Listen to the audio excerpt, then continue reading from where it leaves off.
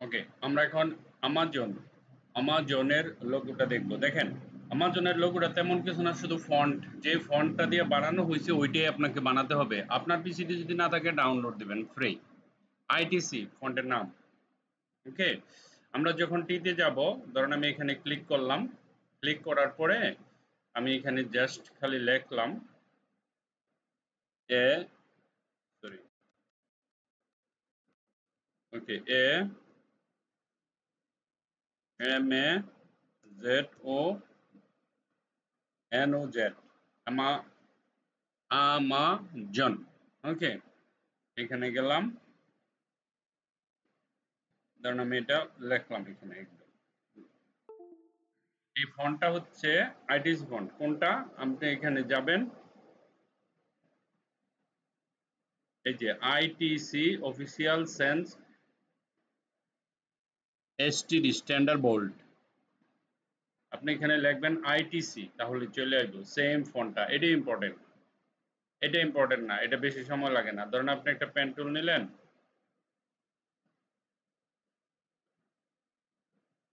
কালারটা চুজ করেন, একটা পেন টুল নিলেন, পেন টুল। আমরা ঠিক এই যে এই জায়গাটাতে ক্লিক করব, বরাবর গিয়ে জেটের নিচে এখানে একটা ক্লিক করে ধরে রাখবো, তারপরে একটু এরকম একটা বাঁকার মতো নিব, এরকম। ঠিক আছে, ফরওয়ার্ড স্ল্যাশ, এখানে ক্লিক করে বন্ধ করে দিই। আসলাম, এটাকে সিলেক্ট করি, সিলেক্ট করে এখান থেকে 10 বা 20 দিবেন। দেওয়ার পরে এই যে এখানে গিয়ে উপরেরটা এটা সিলেক্ট করলে যে এরকম হয়ে যায়। তারপরে আর কি, খালি পেন টুল দিয়া আপনি ধরেন এখানে একটা ক্লিক করলেন, তারপরে এখানে একটা ক্লিক করলেন, এখানে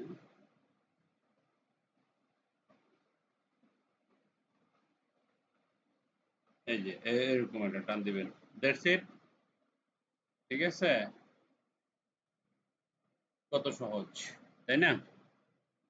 এটাকে আরেকটু এদিকে নিয়ে আসতে পারেন, কোনো সমস্যা নেই। এদিকেও দিতে পারেন, একটু দূরেও দিতে পারেন, কিন্তু একটু নিচেও দিতে পারেন, কোনো সমস্যা নেই। একটু নিচে না, এতটুকু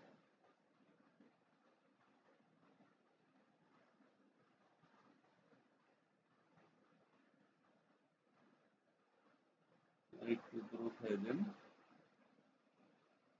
হ্যাঁ, চলো।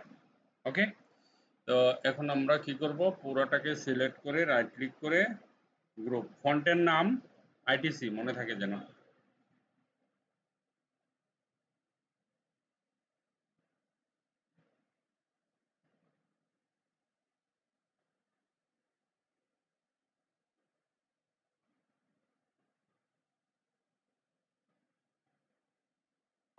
ওকে, থ্যাংক ইউ ভেরি মাচ।